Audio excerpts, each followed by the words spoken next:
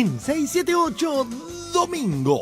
El déficit presupuestario en la provincia de Buenos Aires. Habló Scioli. En el día de ayer conversé telefónicamente con la señora Presidenta de la Nación y como siempre he encontrado en ella la predisposición de seguir trabajando juntos. Diario Página 12, por Horacio Verbitsky. En el cuatrienio 2008-2011, mientras el resto de las provincias incrementaron su recaudación en 7.500 millones de pesos, Buenos Aires mermó la suya en 13.500 millones. Los bancos deberán prestar plata. Los representantes del establishment se ofendieron. Es una medida polémica, es una decisión de intervención directa del Estado sobre los negocios de los bancos. Es una medida que obviamente no le gusta a los bancos, no le gusta al sector empresario, porque se inscribe en un avance del Estado sobre los contratos privados. Tapa del diario La Nación, más intervención del Estado. Obligan a los bancos a dar préstamos a las empresas. Yo personalmente no metería mano en esta historia tan delicada de forzar créditos y operaciones bancarias, porque no se puede manejar la economía a los ponchazos, ¿no es cierto? Esto se encuadra dentro de las nuevas facultades que tiene el Banco Central con su nueva carta orgánica de orientar el crédito de acuerdo a las prioridades de la política económica. En este caso, claramente la Argentina, en un marco de desaceleración de la economía mundial y de dificultad de la economía mundial, está planteando en todos sus ámbitos políticas muy claras, anticíclicas. El retrato de la crisis europea a través del humor. La deuda italiana es 20% más grande que toda la producción italiana en un año, que Producto Bruto, 120%. ¡Vecinos de España! ¡Vosotros a pagar! Para salir de esta crisis no vamos a castigar a los culpables, sino que les vamos a dar ventajas. ¡Mirad! Por ahí llegan los defraudadores con sus fortunas. ¡Aquí! ¡Aquí! ¡Hola!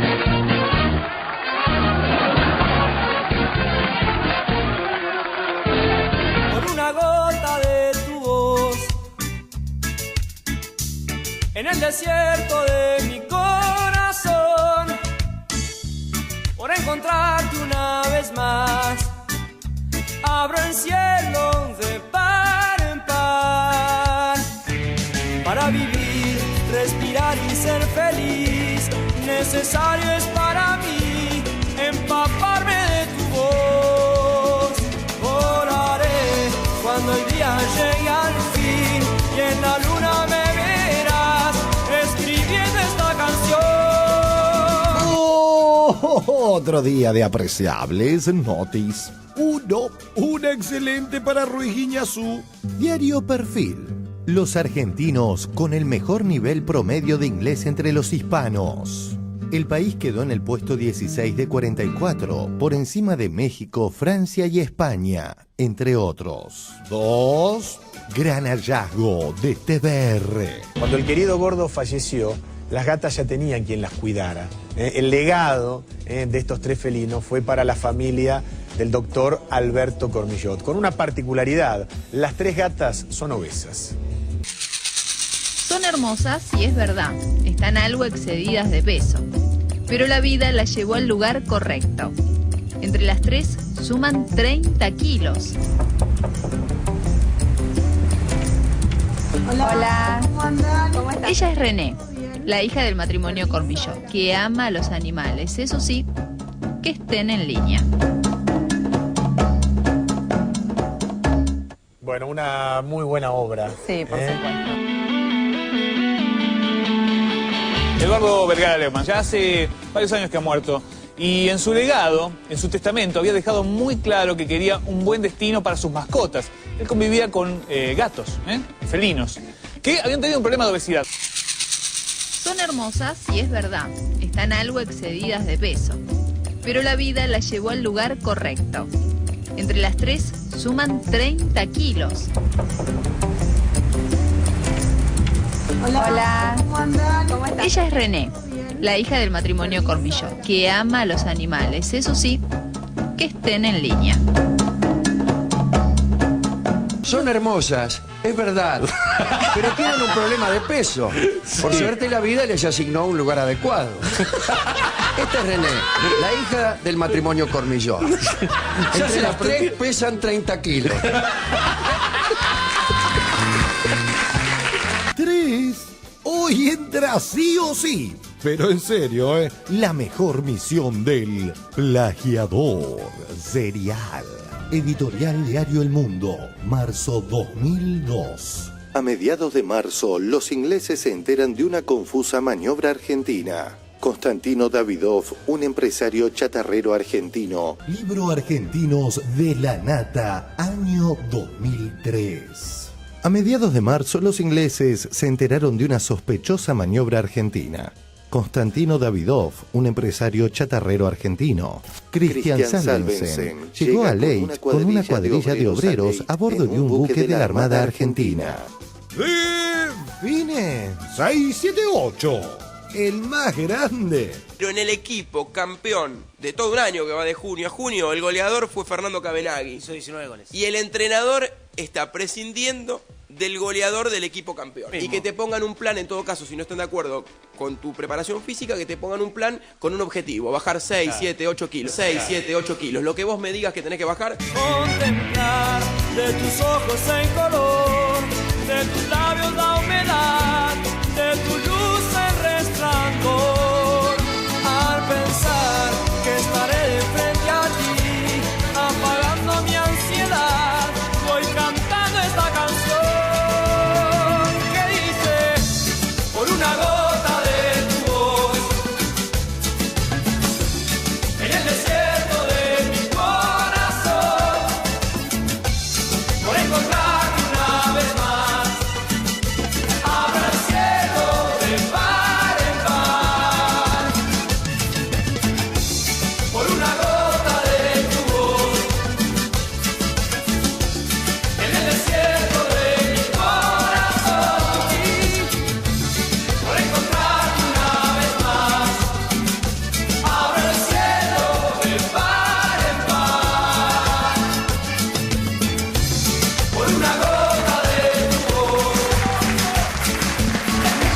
en el desierto de tu corazón.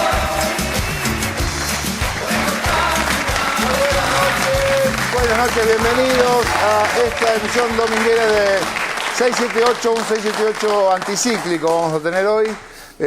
Bienvenidos, gente del panel. Anticíclico porque han venido dos economistas que nos van a explicar qué es lo que está pasando. Estás aceitado, ¿eh? Estás muy aceitado. Anticíclico. Vamos a preguntar todo eso. Está aquí el señor Alfredo García, que es economista, jefe del Banco Credicop y coordinador del Departamento de Economía Política del Centro Cultural Florial Gorini. Muchas gracias. Cultural de la Cooperación. Sí. Florial Gorini. Bueno, gracias por estar aquí. Y por este lado tenemos a Andrés Aciaín, que es economista del Centro de Estudios Económicos y Monitoreo de Obras Públicas de la Asociación Madres de Plaza de Mayo, docente de la Cátedra Nacional de Economía Arturo Jaureche y también en la UBA. Bienvenido. Gracias. Y lo tenemos a Luis Embroski. Muchas gracias por invitarme otra vez. Actor, amigo de la casa y que lo puede ver acá y también en el Cine Gomón en Parapolicial Negro, un documental, ¿cómo se dice? Mezcla de documental con ficción. Sí. Él va a explicar qué es lo anticíclico. Él va a explicar lo que es anticíclico y hacia ahí en los 70, ¿no? y García nos va a hablar de cine. Pero en los 70 pues. Bueno, acaso Sirven no nos explica todas las cosas del mundo. Vamos al primero de los informes que tiene que ver con la crisis económica de la provincia de Buenos Aires. Ha hablado el gobernador Scioli y los medios lo han cubierto en un par de sentidos. Lo vemos. La crisis en la provincia de Buenos Aires. Habló Scioli. La cobertura de los diarios. ¿Qué es lo que busca este gobierno? Pagar el aguinaldo lo antes posible. Nosotros ya hemos reducido que solamente el 30% de los trabajadores va a cobrar en 4 pagos. Solamente el 30%. En el día de ayer conversé telefónicamente con la señora Presidenta de la Nación y como siempre he encontrado en ella la predisposición de seguir trabajando juntos y fundamentalmente de mi parte siempre reconocer el esfuerzo, el apoyo nacional. Pasemos a la lectura de los diarios. Como era previsible, los editorialistas de Clarín evitan hablar de los números rojos de Scioli y llevan la cuestión a una supuesta interna política. Tapa del diario Clarín de hoy. El gobernador mantuvo sus aspiraciones presidenciales. Scioli pidió ocuparse de la gente y no de las peleas políticas. Por Ricardo Kirschbaum. Cristina ya no esconde que intenta tumbar a Scioli. Por Eduardo van der Koy. La cabeza de Scioli y la tormenta que viene. Por Julio Blanc. Apuntan que a partir de este episodio brutal, la ofensiva sobre Scioli se consolida y apunta a seguir creciendo. Vayamos al diario Mitrista, que al igual que Clarín, evita hacer foco en los números rojos de Buenos Aires y mezcla la cuestión con el supuesto déficit de todas las provincias. Tapa del diario La Nación de hoy. Exige el gobierno que todas las provincias recorten gastos. Enviarán menos fondos y reclama que los gobernadores busquen nuevas vías de financiamiento. Diario La Nación. Crítica situación financiera. La Casa Rosada pedirá un plan de emergencia fiscal a los gobernadores. Exigen más recortes a las provincias. Ahora veamos la lectura del tema a través de Verbitsky en página 12 de hoy. Diario Página 12. Por Horacio Verbitsky. El deterioro fiscal bonaerense comenzó con la asunción de Scioli y se profundizó desde 2009 con un creciente déficit que cubrió con endeudamiento tal como hacía la Argentina en la década de 1990. En el cuatrienio 2008-2011, mientras el resto de las provincias incrementaron su recaudación en 7.500 millones de pesos, Buenos Aires mermó la suya en 13.500 millones.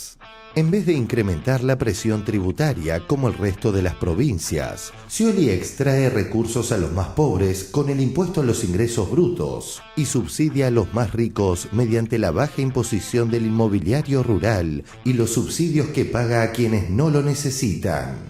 En el subtexto titulado Austeridad y agua bendita, el periodista hace hincapié en algunas prioridades presupuestarias del sciolismo. En sus anuncios de emergencia, Scioli debió recortar las transferencias a la enseñanza privada, rubro que insume un 12% del presupuesto de educación y cultura, y salarios por unos 4.000 millones de pesos. Las planillas de ejecución del presupuesto provincial indicaban este año un crecimiento vertical de la partida para publicidad y propaganda, 173 millones de pesos con un incremento del 92%. A eso se refiere el juez Luis Arias, quien ordenó el pago de los aguinaldos en legal forma, cuando habla de la falta de austeridad del gobierno que pretende imponérsela a los trabajadores.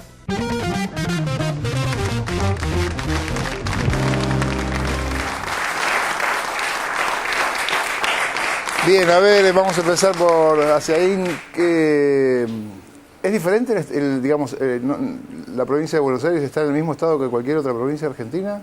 No, bueno, cada provincia tiene su realidad y su particularidad. Lo que es interesante del informe y que lleva a reflexionar sobre todas las provincias, en este caso la de Buenos Aires, es la relación que hay entre recaudación y gasto, ¿no? Muchas veces muchos poderes locales, digamos gobiernos provinciales, tienen convivencias con sectores del poder económico local, es la mejor estrategia para no tener problemas, no tener conflictos. Esto genera que merme la recaudación porque no gravan a los que más tienen, digamos, no le cobran impuestos a los que más tienen, y luego piden plata para mantener el gasto de la provincia a la nación, ¿no? Este es un régimen que se da muchas veces. En el caso de la provincia, el más notorio, que salió a la luz a través de los conflictos que hicieron la mesa de enlace, digamos, cuando le iban a aumentar el inmobiliario rural, es el caso del sector agrícola. Pensemos, las mejores tierras del mundo, una de las mejores tierras del mundo están en la provincia de Buenos Aires. Las tierras de La Pampa se valorizaron desde el 2002 a la fecha, pasaron más o menos de $2.000 la hectárea a $3.000 en la zona núcleo, a cerca de $17.000, $18.000. Estamos hablando de un aumento exponencial en dólares del precio de la tierra. Hasta ahora seguían valuadas fiscalmente al mismo valor de antes. El sector agropecuario no aporta ni el 1%, ahora está aportando el 2% con el nuevo revalúo, de los ingresos de la provincia, cuando simplemente al producto se aporta el 13%. Entonces, esto que sucede en otras provincias también, hay convivencia entre el sector económico local y la provincia, genera que en lugar de cobrar impuestos a los que más tienen, en este caso el sector agroexportador, beneficiado por el alza del precio internacional de la soja, beneficiado por el precio del tipo de cambio, por un contexto de mucha expansión en la producción, de mucha rentabilidad, que sin embargo sigue aportando como si estuviera en una época de crisis, de vacas flacas, ¿no? Entonces, esto me parece que genera esos desajustes que nos tendrían que llevar a reflexionar y plantear cómo debería reformarse el sistema tributario argentino más ampliamente, ¿no? No hay que tampoco decir que solo la provincia de Buenos Aires, ¿no? Esto pasa también en algunas provincias entre incentivos que tiene los gobiernos locales a gravar a los sectores de mayor rentabilidad y por el otro lado de dónde vienen las partidas de los gastos. Para dar un ejemplo, cuando fue el conflicto por la 125 y las retenciones, muchos gobiernos provinciales, claro, como ellos no recaudan nación, después piden la plata de coparticipación, se aliaban a los intereses de los grandes grupos exportadores sojeros, pero después van y reclaman la coparticipación. Entonces, acá hay me parece un esquema que no termina de generar los incentivos para que localmente también se busque gravar a los sectores de mayor riqueza. Lo mismo con los terrenos fiscales, el caso de muchos countries o propiedades en la provincia de Buenos Aires, que es voz conocida, que siguen tributando como si fueran terrenos fiscales o incluso agrícolas. Sí, claro. García, ¿cobrar impuestos es ideológico? Cobrar impuestos, claro que sí es ideológico, porque yo defino a quién le cobro y a quién no le cobro. Entonces, si yo cobro impuesto a los ingresos brutos y me baso en impuesto a los ingresos brutos, todos están pagando la misma tasa. Y si dejo de cobrarle o le cobro muy poco a, como decía Andrés, las tierras más ricas del mundo, obviamente es una decisión efectivamente política y además implica que no quiero enfrentar la reacción que generalmente generan todo, o sea, cambiar un sistema impositivo necesariamente siempre genera reacción. Esta medida reciente, que fue muy buena, pero escasa, porque en realidad pasan a tributar mucho más, pero igualmente siguen tributando poco en relación a las grandes ganancias que tienen, generó una gran movida. Bueno, y eso entonces hay que enfrentarlo y hay que a los gobernadores obviamente tratan de evitarlo y recostarse, como decía Andrés, en la coparticipación federal. También es cierto que la coparticipación federal actual viene de un pacto que se hizo entre todos los gobernadores antes de la Constitución, en la época de Menem, y efectivamente habría que revisarla porque se emparchó, fue en parche tras en parche y quedó muy inequitativa. En ese aspecto, la provincia de Buenos Aires está recibiendo per cápita, es una de las que menos recibe per cápita de recursos coparticipables, ¿no? Entonces, también es la provincia más rica. Pero es la provincia. Entonces, exacto. Claro. Bueno, por eso son cuestiones que efectivamente hay que comenzar a debatir. De la misma forma que se está debatiendo el Código Civil y Comercial, etcétera, bueno, hay que comenzar por debatir una reforma impositiva para la nación y también cómo las provincias, ¿sí?, se incorporan a esa gran reforma impositiva para que el fiel de la balanza cambie, que se da en los impuestos de la nación y también en las provincias, que de gravar con más peso a los que menos tienen vaya pasando a gravar con más peso a los que más tienen y mayor capacidad contributiva. Pero vos dirías que si yo le hubiese tomado la decisión política no tendría estos problemas. Esto habría que haberlo empezado a hacerlo desde cuando comenzó su mandato anterior. Obviamente, todas estas cuestiones generan tensiones. Aquí con quién quiero yo, hasta dónde quiero llegar y con quién me quiero enemistar o no. Claro. Eso es claro. Bien, siempre. ¿Qué te puedo decir? Creo que entre lo que decía Longobardi, que van a los ponchazos, cuando habla de los ponchazos yo creo que vienen de ahí, de los dueños de la tierra y de esos voceros que tienen, a los ponchazos. Porque quieren digamos, Clarín habla de que quieren la cabeza de Scioli, y en realidad él después de lo que se ve en las imágenes, cuando él dice que habló con la presidenta y cuando dice trabajando juntos, lo tuvo que leer, hizo así un gesto y lo tuvo que leer en el atril, creo que en ese sentido se cae por propio peso, no se cae porque lo quiera caer el gobierno. Si se cae es por propio peso, porque además le está cobrando los impuestos a los pobres y a los trabajadores, a los otros no. Y yo creo que, como vos decís, si él lo haría o no lo haría, él tendría el apoyo del gobierno nacional, si quisiera hacerlo, de hacer la reforma impositiva. Entonces lo que dice Berbisky es clarísimo y medio como que tiene que ver con eso, con él mismo, con la política que le está ejecutando, a diferencia quizás del gobierno nacional, y eso es ideológico, nada más. García. Una novedad de la conferencia de prensa de Scioli, en este contexto de conferencia de prensa sí, conferencia de prensa no, me parece que él asume que hay acusaciones, miradas sobre él, atención sobre él y su partido de fútbol en su casa con Moyano. No se sale del rol de víctima, pero elude la victimización directa con la presidenta y de hecho a mí me parece que Scioli estuvo bien en esta conferencia de prensa porque planteó un diálogo con la presidenta y se acomodó en ciertos carriles. Para mí fue muy fuerte la frase. Dice, la presi los tiene junado a todos, o no sé si fue literal, pero esta idea de corrió el eje, ¿no? Y hizo algo interesante que es no restar. Hay una frase dentro de la mirada política que es mientras no resta, suma.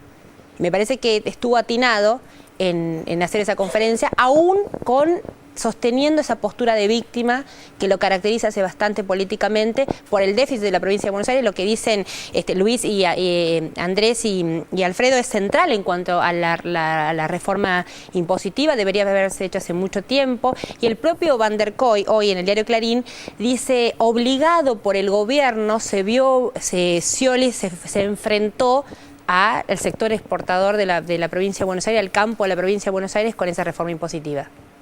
Es muy compleja, perdón, una cosita nada más. Es muy compleja la provincia de Buenos Aires. No se puede analizar en términos lineales sobre fotografías de momento. Por eso digo que en este momento, en este contexto, estuvo bien. Yo creo que en política es muy difícil llevarse bien con todo el mundo. Y me parece que Scioli ha hecho de esa escena, de la escena de su tolerancia, de su disposición a conversar con todo el mundo, el único juego posible. Y resulta que la etapa política y la etapa económica del país exige tipos de definiciones que complican eso. Es decir, Scioli hace un gol. Vamos a hablar con Mariana Moyano hasta que te arreglen tu micrófono, porque no se escuchó nada de lo que dijiste. Bueno, Moca acaba de decir cosas muy, muy inteligentes, pero vamos a escuchar a Moyano. Jamás podré repetir. No, yo pensaba esto, Scioli, coincido con Cintia en que estuvo bien en qué sentido, que sabe perfectamente lo que está haciendo. Me parece que si alguien quiere discutirle a Scioli, cualquiera sea, tiene que entender que es un personaje que no le entran las balas. O sea, viene de motonauta con Carlos Menem. Y aquí sigue. Entonces, me parece como que hay que ver quién es ese personaje. Que yo lo digo hasta con curiosidad, porque la verdad es que me genera como una pregunta de por qué semejante nivel de atractivo o de adhesión. Pero más allá de Scioli, digamos, corriéndome un poquito del personaje Scioli en cuestión, a mí lo que me llamó más la atención de todo esto, además de la discusión económica puntual, es ese título de Clarín que decía Scioli pidió ocuparse de la gente y evitar las peleas políticas. Sí. Cuando se pone en tapa la gente y la política relacionada con las peleas es porque hay algo detrás que se está construyendo que viene por otro lado, que es por el lado de banalizar, por el lado de poner la cosa lo más superficial posible, que se discuta lo menos posible el fondo, y creo que algo de eso hay, que en todo caso lo de fondo que aparezca sean temas como la inseguridad, la famosa llamada inseguridad, que son cuestiones que no pueden abordarse ni rápida ni técnicamente de una sola vez, y no sé por qué pero últimamente vengo así como un poco paranoica, lo relaciono muchísimo con una nota que apareció hoy en el diario La Nación, que decía, han vuelto los partidos fuertes en Latinoamérica o están volviendo los partidos fuertes. Y se referían al PRI en México y al Partido Colorado en Paraguay, como si las dos situaciones fueran las mismas. Entonces una idea de, bueno, partidos fuertes, que nadie discuta temas que hacen mover demasiado, mueven demasiado el avispero, la gente quiere soluciones, las peleas políticas molestan. Me parece que es un mapa que se está preparando bastante últimamente y yo lo huelo mal. Decime. Sí, no, quería agregar una cuestión con el tema de los recursos que da Nación a la provincia, en este caso a la provincia de Buenos Aires, que muchas veces se mira solo las partidas de coparticipación o otras transferencias al gobierno de la provincia, pero el monto más fuerte que recibe la provincia de Buenos Aires de parte del Estado Nacional tiene que ver con gastos directos, digamos, un monto, no quiero tirar los números, porque empezamos a hablar los economistas de miles de millones, ¿no? ¿Pero qué significa gasto directo? Eso es lo que quiero decir. Por ejemplo, jubilaciones, asignaciones, subsidios al transporte, al gas, a la energía. La mayor parte de esos montos de gasto del Estado Nacional, que es un equivalente a todo lo que gasta la provincia, al total del presupuesto, lo pone Nación, no por la vía de la provincia, sino como asignaciones directas a los bonaerenses. O sea, son todos los bonaerenses que cobran jubilaciones, asignaciones universales, que viajan en un transporte subsidiado, que reciben una boleta de gas o una obra de saneamiento cloacal. Y que no pasan por el gobierno provincial. No pasan por el gobierno provincial y no se cuenta dentro de las partidas de la coparticipación, que siempre por ahí se dice claro, que la provincia esto corre para todas las provincias, pero más para la provincia de Buenos Aires. Se concentran, sobre todo porque ahí se concentra la población y muchas veces también la población más humilde en la provincia de Buenos Aires. ¿Puedo hacer una pregunta? Sí, que lo tengo a Moca que tenía con la... Vamos primero con el invitado, Moca. Vamos Sí, no, pero porque ella dijo que era una provincia compleja, Buenos Aires, y efectivamente lo es porque están los campos más ricos y los porcentajes de pobreza más fuertes, ¿no? Y ahí interviene la Nación tratando de equilibrar eso. Y precisamente debe ser una provincia que requiere un buen nivel de gestión. Y parece que esto es lo que ha venido... Ahí está el problema. Por ahí pasan también los problemas, ¿no? Hay que administrar y saber administrar esas dos realidades distintas, porque hay que meterse hay que obtener recursos, y los recursos no se pueden obtener de esa gran parte de la población que tiene que precisamente tiene pocos recursos. Claro. Sí, la gestión es un asunto, la eficiencia de la gestión es un asunto muy importante. En este caso yo creo que está vinculado con una concepción de la política y con una línea de alianzas que maneja Scioli. Scioli es aliado del gobierno desde que empezó el gobierno de Néstor Kirchner. Ahora es una alianza heterogénea. Scioli tiene otra agenda, tiene otro sistema de relaciones y otra concepción de la política. Y la presentación que hacen los medios del tema es una presentación que encaja perfectamente en una estrategia general que tienen los medios de comunicación. Presentar las contradicciones políticas como fruto de personalismos o de agendas electorales o de cuestiones que no rozan con la cuestión que se está discutiendo acá. En medio de una crisis económica, ¿de dónde hay que sacar los recursos para hacer sustentable la economía de la provincia de Buenos Aires? Es un problema profundamente político, no es solamente tecnología de gestión. Es un problema de decisión para afrontar rutas de trabajo que no son la simple buena onda con los medios. Scioli es el personaje de la contemporización, es el personaje de la tolerancia, pero en política siempre eso... Nosotros tuvimos muchos presidentes y muchas escenas políticas desde el 83 hasta acá, donde el centro estaba puesto en los consensos y en la no confrontación. En la no confrontación. Y este es el resultado, la actual situación de la provincia de Buenos Aires es el resultado de eso. Vamos a otro tema. Los bancos tienen que prestar un poquito así de plata y algunos no están contentos. Lo vemos. Los bancos tendrán que prestar plata. Algunos representantes del establishment se ofendieron. Esto se encuadra dentro de las nuevas facultades que tiene el Banco Central con su nueva Carta Orgánica de orientar el crédito de acuerdo a las prioridades de la política económica. En este caso, claramente la Argentina, en un marco de desaceleración de la economía mundial y de dificultad de la economía mundial, está planteando en todos sus ámbitos políticas muy claras, anticíclicas. El Banco Central que lo que hace es plantear que los bancos tienen que orientar hasta como mínimo un 5% de los depósitos que tienen del sector privado al financiamiento de las empresas para proyectos de inversión, para inversión reproductiva. Un mínimo del 50% de estos créditos tienen que orientarse a pequeñas y medianas empresas. Como siempre en estos casos, algunos representantes del establishment pusieron el grito en el cielo ante la intervención del Estado.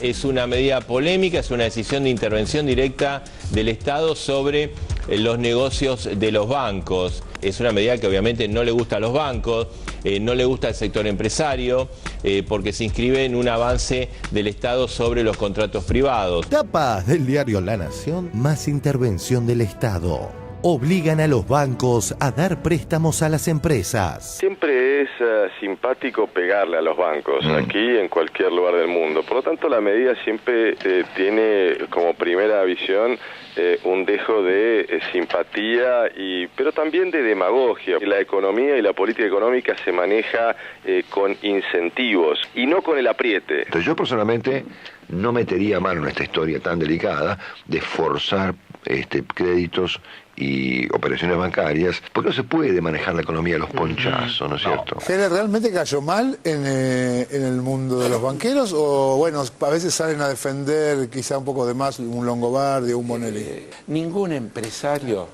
quiere que lo regulen. No quiere regulaciones, quiere mercado. Y los banqueros son parte de ese mundo. Lo que quieren es manos libres para decidir ellos cuál es el mejor negocio que pueden hacer. Adelanto otra cosa, que tuvo muy poca trascendencia pública, que para mí es un hecho importantísimo.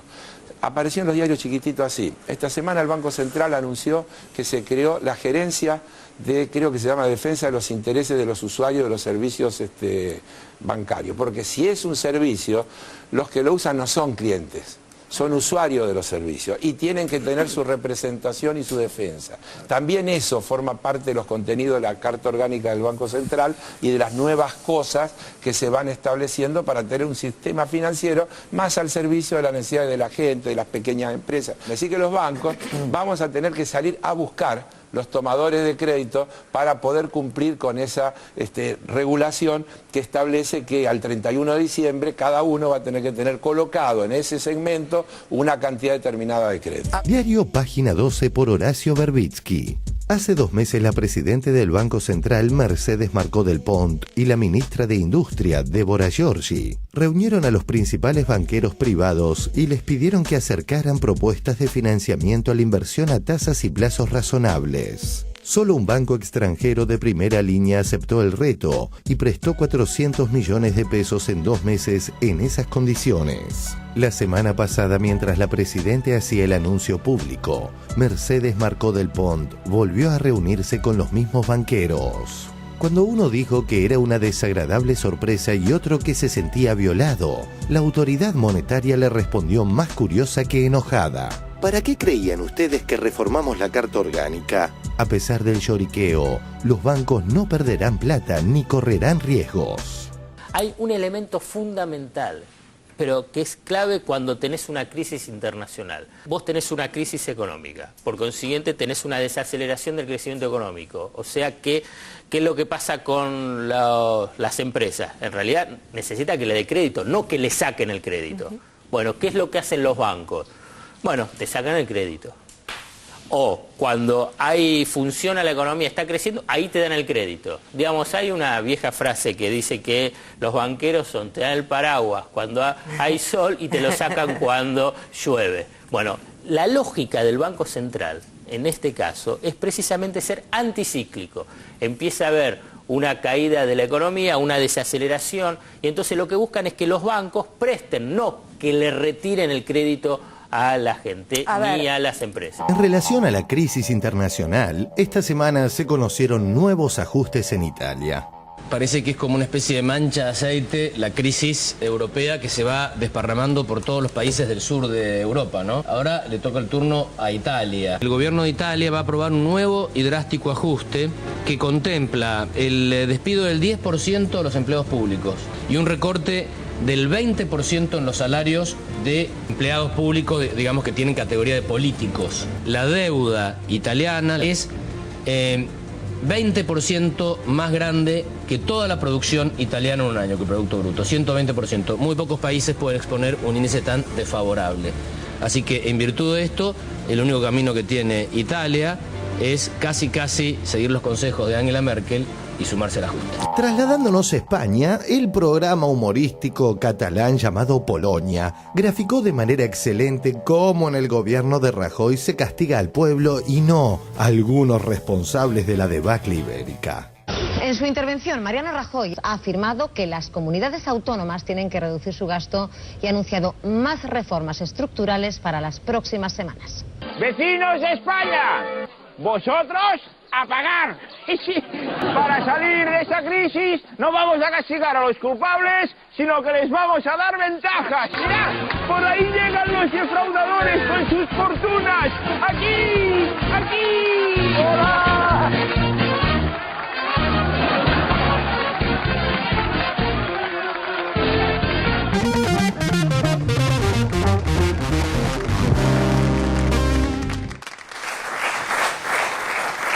A ver, Alfredo García, esto es esta medida del Estado diciéndole, o el Banco Central diciéndole a los bancos, bueno, agarren el 5% que tienen de ahí de la guita y préstenlo. Es inédito en la historia del mundo, nunca ocurrió, no debe ocurrir, no pasa en ningún país del mundo. No, pero Argentina tiene una gran experiencia en cuanto a regulación y mucho más importante en el gobierno peronista y también en el gobierno del 73. En realidad se produjo lo que era la nacionalización de los depósitos y que entonces los bancos tomaban depósitos por cuenta y orden del Banco Central y el Banco Central decidía a los destinos de los préstamos, digamos. Era un nivel de intervención muchísimo más elevado que lo que es esto, que es apenas un 5%, que me pareció muy bueno el informe, todo lo que se dijo, y coincido con todo, pero también reflexionar que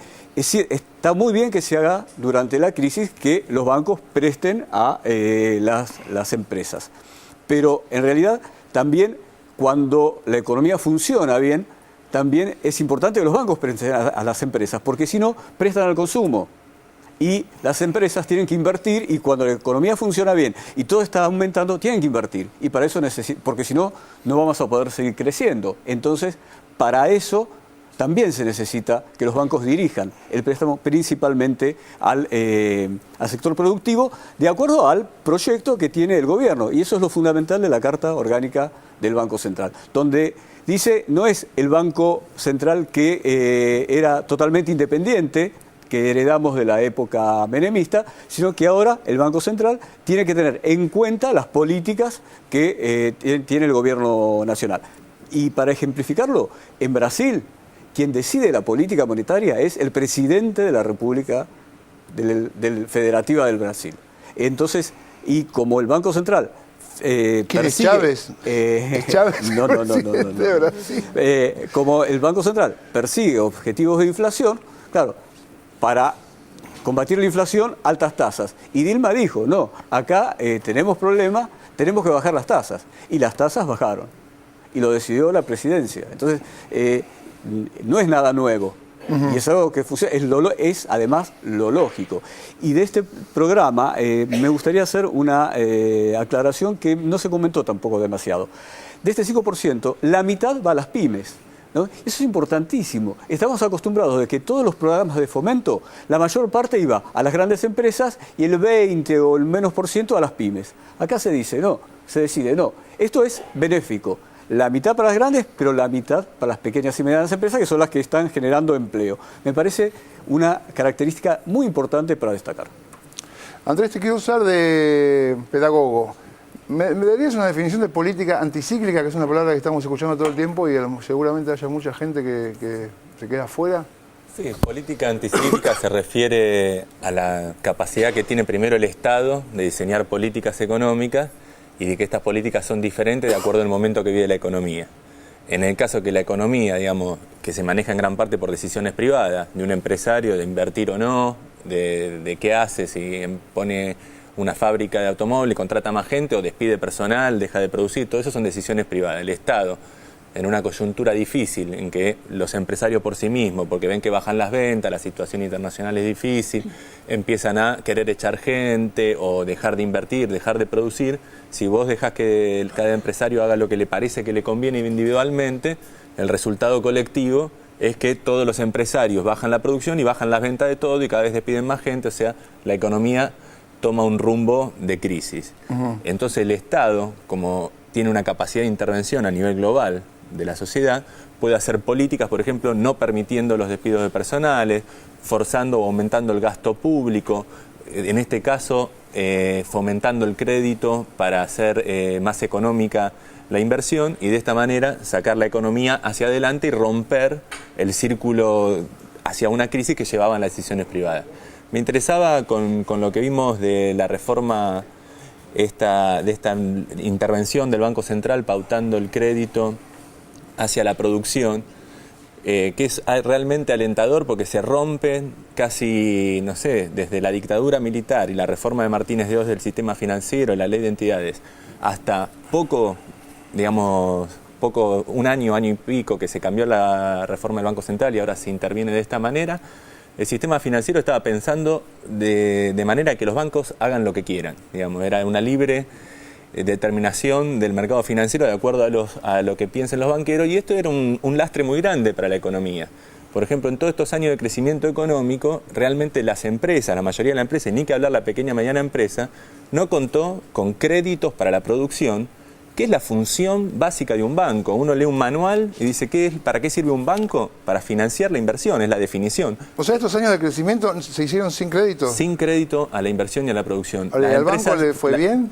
Y eso es lo que quería decir. Y sin embargo, los bancos están entre las empresas que más ganaron. Tiro unos números, tengo para el 2011. No vas a amargar. No, pero bueno, no 2011. Yo soy banquero. Las mayores ganancias de los bancos. Banco Santander, 1.676 millones en el 2011. Macro, 1.176 millones. Francés, 1.006 millones. Y así podemos seguir la lista. Todos los bancos han ganado fortuna. ¿Cómo ganaron? ¿Dando crédito a la producción? No, ganaron pagando un 10% por los depósitos de la gente en un plazo fijo y después financiando con eso créditos al consumo al 30 y 40%.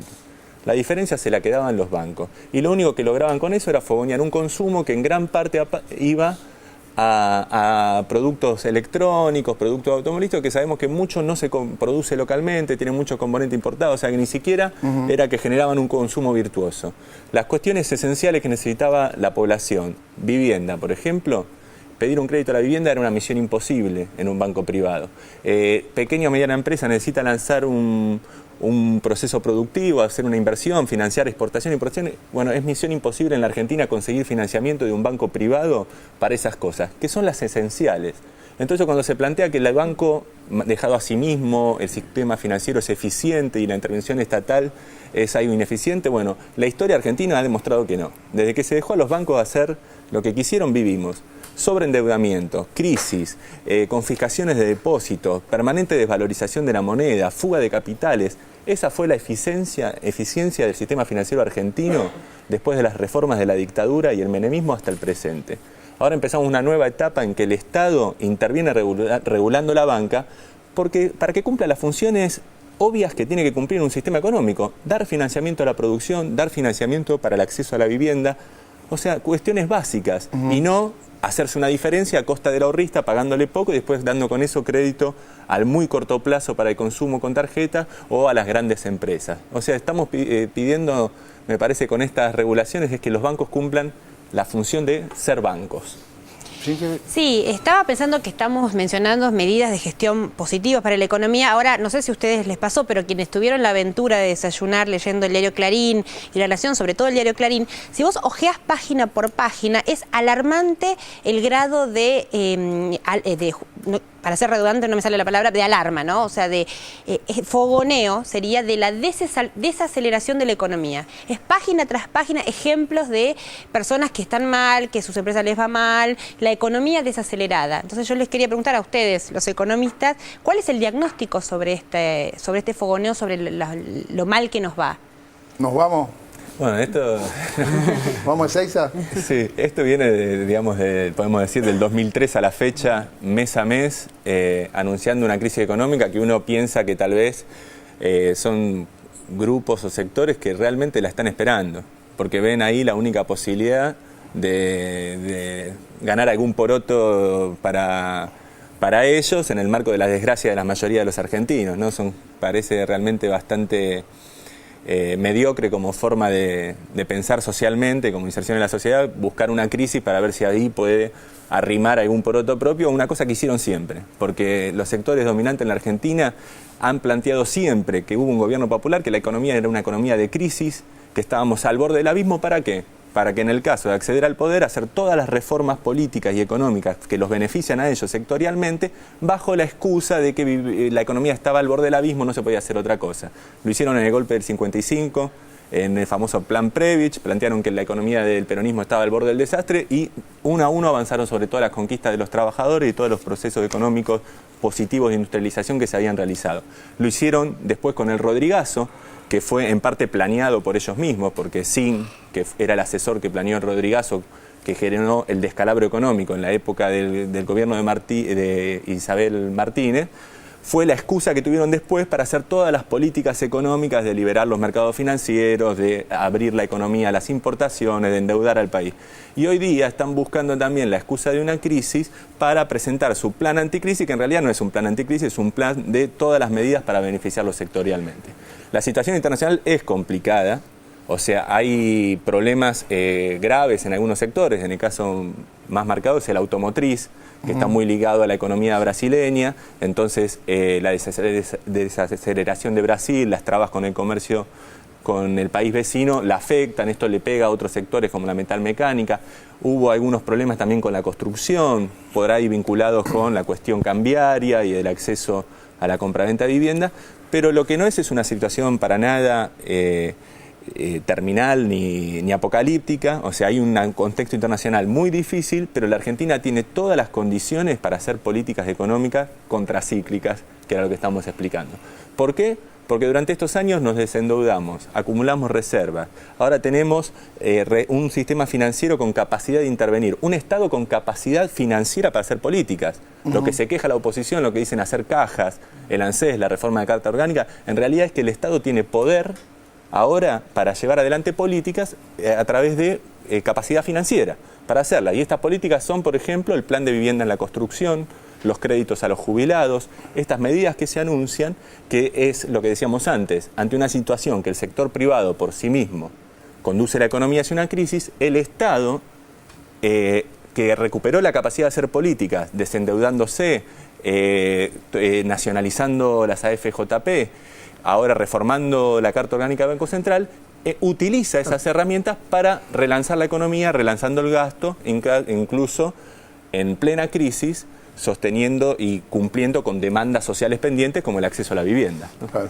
Mariana, ¿querías? Sí, porque salió ayer una nota muy cortito, es en La Nación, que se titulaba Duro pronóstico para la economía global. Es una nota basada en un informe del Fondo Monetario donde decía que los BRICS se desaceleraban y los países emergentes eran Turquía, Indonesia, México y demás. Bueno, yo como desconfío fui a buscar el informe del Fondo Monetario Internacional, desconfío más de La Nación que del Fondo Monetario Internacional. Entonces, lo que encontré es que el informe en el que se basaba esta nota que publica La Nación, el informe del Fondo Monetario Internacional, lo que dice es que América Latina, más o menos en criollo, zafa un poco de la crisis brutal que está viviendo el mundo. Salvo Brasil, con esta mención de la cuestión de automotriz, digamos, y que en términos de BRICS es que puede llegar a caer, pero dice que América Latina va a crecer un 3,5% ahora y antes de fin de año va a subir a un 4%. Hace críticas, pero críticas ideológicas, digamos, relacionadas con cosas que a ellos le parecen mal. Pero hay una parte del informe que dice que en parte este crecimiento y este no caer en el fondo del mar tiene que ver con que, por ejemplo, Argentina está desenganchada de los créditos internacionales. O sea, el mismo Fondo Monetario Internacional reconoce que el crecimiento de Argentina, o la no catástrofe, vamos a decir así, de Argentina, es porque está desenganchado de esos que son los que generan la catástrofe. El Fondo Monetario, digamos, ¿no? García. A veces hay una diferencia entre los informes del Fondo Monetario y lo que dice la gerenta jefe del Fondo Monetario, Christine Lagarde, donde pareciera que quisiera que le fuera mal a los países en desarrollo y que vaticinan que esta crisis, como les está yendo mal a los países desarrollados, también les tiene que ir mal a los países en desarrollo. Y en realidad el problema es porque aplican lógicas distintas, porque no se está aplicando la lógica de ajuste que se está aplicando especialmente en Europa. A veces el humor sirve mucho para graficar y es muy doloroso esta parte que pasaron de España, donde y muy verídico, donde terminan diciendo, bueno, aquellos que nos estafaron y que tienen grandes fortunas, si siguen teniendo grandes fortunas, vengamos, recibámoslos, y en realidad es como un muy buen resumen de lo que es la crisis financiera internacional, donde el Fondo Monetario Internacional tuvo un papel importante y sigue teniendo un papel importante, porque Italia está desesperada porque ha venido ajustando y ahora encuentra con que el déficit tiene mayor déficit que antes de ajustar. Claro, es lógico, ajusta, la economía se enfría, claro, sí hay menos ingreso y entonces el Fondo Monetario aplica una idea de caja como si fuera contable, menos gastos, menos déficit, y no es así.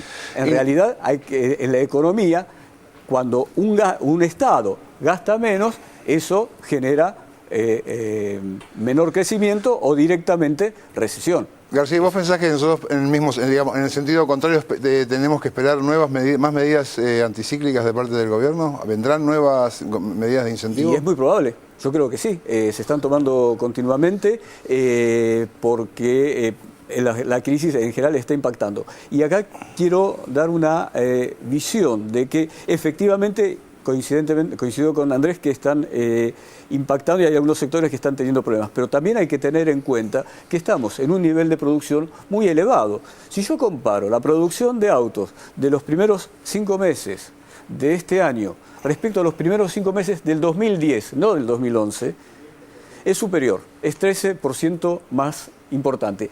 Y la producción del 2010 es la más alta históricamente, salvo la del 2011. Entonces, también hay que ver con qué me estoy comparando. Claro. Me estoy comparando con niveles de producción muy altos. Entonces, claro, estoy cayendo, no estoy sosteniendo ese nivel tan alto. Y cuando comparo, pero si voy un poquito más atrás, creo que es un enfoque importante para hacer cuando se habla de la economía que se está desacelerando. Claro.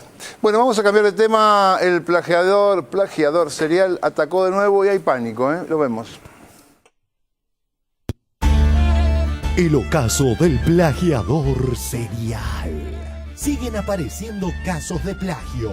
Cuando hace unos meses el grupo opositor Clarín arrancó su programa en Canal 13, el conductor deslizó una frase que con el correr de las semanas luciría sumamente desafortunada. Estamos en un momento hace años en el cual lo último que podemos hacer es equivocarnos. Recontrachequeamos todo, porque es lo único que tenemos. Lo único que tenemos es nuestro nombre. Vaya, si chequea todo, especialmente chequea los trabajos de otros. Hoy se conoció un nuevo caso de plagio y el rótulo de plagiador serial ya no es un chiste. Editorial Diario El Mundo, marzo 2002. A mediados de marzo, los ingleses se enteran de una confusa maniobra argentina. Constantino Davidov, un empresario chatarrero argentino, que había acordado el desguace de una antigua factoría ballenera en las Islas Georgia del Sur, 1000 kilómetros al este de las Malvinas, con el propietario de esta. Libro Argentinos de la Nata, año 2003. A mediados de marzo, los ingleses se enteraron de una sospechosa maniobra argentina. Constantino Davidov, un empresario chatarrero argentino, había acordado el desguace de una antigua factoría ballenera en las Islas Georgia del Sur, 1000 kilómetros al este de las Malvinas. Christian Salvensen llegó a Leyte con una cuadrilla de obreros a bordo de un buque de la Armada Argentina. La presencia de un barco de guerra alarmó a los británicos. Su cuadrilla izó una bandera argentina en las Georgias. El jefe de la British Antarctic Survey, instalada en la isla, les exigió que fuera arriada. a lo que los trabajadores accedieron.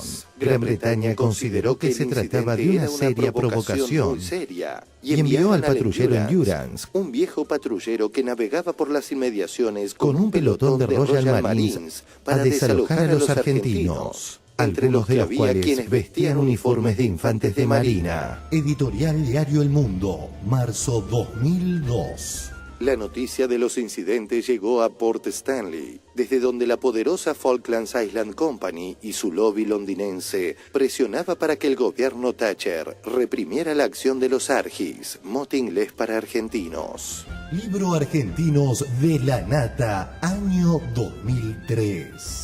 La Falklands Island Company, en Port Stanley, comenzó a presionar a Londres para que reprimiera la provocación argentina. Buenos Aires anunció que el barco de la Armada partía de Georgia con unos cuantos trabajadores, pero lo cierto es que dejó a otros en la isla. Buenos Aires anunció que el buque partiría de las islas, cosa que en efecto hizo, pero con solo algunos de los trabajadores. El resto quedó en la isla. Casi al mismo tiempo, el buque Bahía Paraíso, de la Marina Argentina, el Bahía Paraíso, zarpó hacia la Georgia llevando a bordo a los lagartos, tropas de élite, al mando del capitán de fragata Alfredo Astiz, con la orden de ocupar militarmente las islas. Los medios no son muy solidarios. Vos esperás que rebote y no rebota.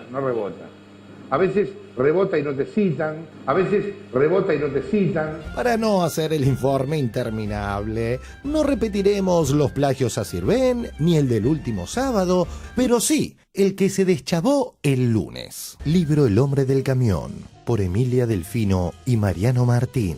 Decimos que logramos afiliar 140.000 trabajadores. Lo cierto es que no pasan de los 90.000. Diario Crítica de la Argentina por Jorge Lanata, 3 de mayo de 2009. El sindicato de Todo lo que se mueve tiene unos 90.000 afiliados. La cifra aumenta si la fuente es la propia organización. Ellos hablan de 140.000. Mientras el resto de los gremios retienen entre el 1 y el 2% del salario. Moyano recibe el 3% de contribución solidaria del 3% y se suma el descuento más el 1,5% de los salarios brutos por seguro de sepelio. Lo que, sumado al 3% de descuento por obra social del 3%, eleva la retención al 7,5%, una de las más altas de la actividad privada. Me paro y cuento algo nuevo, cuento algo que la gente no conozca. El convenio 40/89 firmado con las empresas del sector contempla el aporte de estas en actividades culturales y de capacitación que equivale a medio punto del total de los 0,5%, y el aporte para la profesionalización del autotransporte de cargas y la capacitación de los trabajadores del 2% de los salarios básicos. Me paro y cuento algo nuevo, cuento algo que la gente no conozca. La Nata, un tipo que hoy se presenta como una suerte de paladín del periodismo independiente y al mismo tiempo mucha gente creo que lo ve como un referente hasta de la oposición. Bueno, por lo menos que tengan ese elemento de juicio cuando lo escuchan hablar, ¿no? Que sepan de qué manera trabaja La Nata copiando y pegando textos de otros. Es evidente que La Nata y su equipo chequean todo. Lo último que podemos hacer es equivocarnos. Recontrachequeamos todo.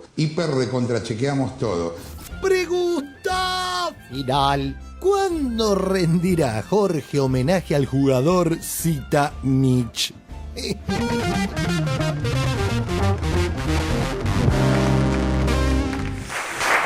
A ver, Barone, que no lo he escuchado prácticamente. Vos porque me crees que soy un plagiario. Creo que usted es experto, quizá. Bueno, a nadie le cabe duda que un plagio es una indignidad, digamos. A lo sumo, decía Borges, al escritor le está permitido plagiarse a sí mismo. Diríamos al artista, hay veces que uno ve a un pintor y un cuadro tiene un parecido, un espejo con el anterior en la obra pictórica, o pasa en la literatura, que un cuento predispone al otro cuento con diferentes matices, pero el plagio, yo creo, me atrevo a decir, estoy tratando de reflexionar algo medianamente original, cada vez es más frecuente por las tecnologías, pero también es cada vez más frecuente la posibilidad de descubrirlas. Antiguamente, antes de todo esto que llamamos redes sociales, informática, etcétera, el plagio se hacía a veces en certámenes de cuentos, concursos, donde alguien encontraba un cuento poco leído de algún autor ruso o checo y lo mandaba al concurso. De hecho, hasta el año 97 se premió en La Nación un cuento de Pirandello con otro título y salió premiado en un jurado donde estaban Tomás Elías Martínez, entre otros grandes escritores, porque los escritores no leen todos los libros del mundo y todos los cuentos. Pero ¿qué pasó? Un estudiante lo había leído en algún momento, se metió en internet, pesca, manda y le quitaron el premio. Es un solo caso, pero hay varios en la literatura de este tipo. Yo creo que en los periodistas es cada vez más frecuente. No quiero pensar qué es el plagio oral. El plagio oral es cuando la mayoría de los que estamos en el aire y públicamente, desde ya puede ocurrir en la política y en los actores también, en cualquier profesión, vos expresás una idea que acaba de decir otro en otro lugar y la das como tuya, porque ¿quién va a escuchar esa radio que escuché allá en tal lugar? Y esto uno lo observa, porque si es observador se da cuenta, cuando no es portador de una idea el propio periodista. Por lo cual, yo diría, relativizaría lo que es el plagio. No porque perdone al protagonista, sino porque el protagonista se indignifica él mismo. Es decir, no hace falta delatarlo, más allá de que el informe es sutil y agudo al mismo tiempo. No sé si dije algo sobre el plagio. Sí, muy bien. ¿Puedo agregar media cosa que por ahí Orlando se acuerda? En el año 92-93 hubo un caso en el diario El Cronista, muy conocido, de un joven periodista que publicaba en las páginas del Cultural entrevistas a García Márquez, supuestamente, a Benedetti y demás. Se supo, porque la dueña de las entrevistas lo denunció. Nahuel Maciel, exactamente, no quería, bueno, ahí es que está. Y a Nahuel Maciel se le acabó la profesión. Se le terminó, nunca más pudo volver a hacer periodismo Nahuel Maciel. Desde el año 93 al día de hoy, nunca más pudo. Bueno, te puedo hacer una aclaración, porque si no queda mal. Pero la única diferencia que yo quiero hacer... Está trabajando en Entre Ríos, bueno, en un medio. Está bien, pero lo que quiero decir es, a Nahuel Maciel se le acabó la carrera por hacer eso. A la nata, como es la nata, no. A eso mejor. Quería ir, digamos. A una persona que es de un medio gráfico, un periodista menor, le pasa esto. Se van a Entre Ríos y nadie más. A la nata no le pasa nada. No. Eso me parece que es como la diferencia. Por eso traía el caso a cuento. Chembroski, ¿qué dice de todo esto? Creo que hay una... Me empecé como a sorprender de que eran los extractos tal cual entre lo que escribía el diario El Mundo y lo que después fue a parar al libro del personaje. Al principio pensé que, bueno, dije, por ahí es simplemente no citar la fuente, que no es solo un defecto de él, sino de muchos también, ¿no? Que a veces alguno habla de algunas cosas y se hace pasar porque inventó esa frase y por ahí era de Shakespeare, no sé, no lo dijo nada. Sí. Pero al mismo tiempo me parece que él no se mueve, es más fácil encontrarlo en la palabra escrita que en lo que es la palabra oral, porque él es un histrión con la palabra y se comió a sí mismo y ahora puede trabajar para cualquiera, digamos. El histrionismo antes nos sorprendía a favor de algo que revelaba políticamente en un sentido que por lo menos yo acompañaba como espectador. Me parece que ahora cayó en lo que, si es un plagiador, como dice ahí, es una traición ética, digamos, hacia los colegas, me parece, hacia los mismos, ¿no? Y sí. Vamos a hacer un corte y ya volvemos con más 678. Conmigo a dar un paseo por el parque porque tengo más cuentos que contarte que García Márquez. Por ti, todo lo que hago lo hago por ti. Es que tú me sacas lo mejor de mí. Soy todo lo que soy, porque tú eres todo lo que quiero. Por ti, todo lo que hago lo hago por ti. Es que tú me sacas lo mejor de mí. Soy todo lo que soy, porque tú eres todo lo que quiero. Por ti, todo lo que hago lo hago por ti. Es que tú me sacas lo mejor de mí. Soy todo lo que soy, porque tú eres todo lo que quiero.